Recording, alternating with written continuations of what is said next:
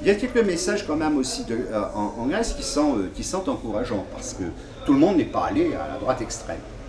Par contre, il y a des messages qui devraient être inquiétants pour nos amis socialistes. Le Parti socialiste grec était au gouvernement avec 44% de majorité. Aujourd'hui, le PASOK. L'année dernière, il a péniblement franchi le cap des 12, et aux élections qui viennent, il est annoncé à 4. C'est un changement de paysage. Alors, ces pertes de voix se dirigent notamment vers le Syriza, qui correspond un peu à la gauche européenne, qui au départ c'était un parti eurocommuniste qui se distingue. Ah oui, parce qu'en Grèce, on a toujours un parti communiste qui fait 8%, alors quoi qu'il arrive. Hein. Et il continue à faire ses 8%, ça ne bouge pas. Mais là, c'était les eurocommunistes, qui étaient au départ un petit cercle intellectuel, pas plus grand que le nôtre, qui faisaient 2% ou 3% aux élections, et qui, avec tout ce qui s'est passé, aujourd'hui, ils sont à 30%.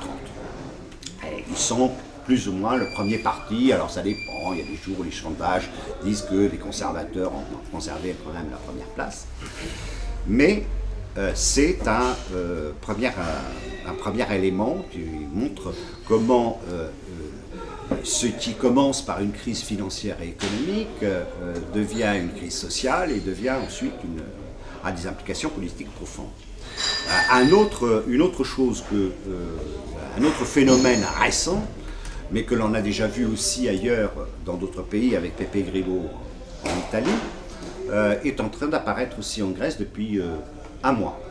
Un parti qui s'est constitué avec un acteur de télévision, enfin un chroniqueur de télévision, qui a exprimé disons, la colère des gens par rapport à toute la classe politique existante, a réussi en l'espace de moins d'un mois à avoir des pronostics actuellement qui sont à 10% pour les prochaines élections. Donc on est devant un paysage qui peut être très mouvant.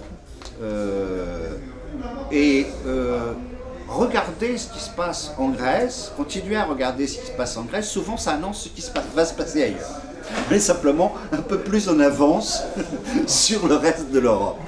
Donc qu'il puisse y avoir des changements politiques également importants dans d'autres pays, des changements d'équilibre de force, c'est quelque chose qui n'est pas complètement à exclure, et donc l'idée d'essayer autour de nouvelles donnes devrait, pour que dans ce chambardement qui vient, eh bien, il y ait des voix raisonnables mais suffisamment radicales qui puissent se faire entendre, est une option assez intéressante qu'il faut essayer de confirmer un peu.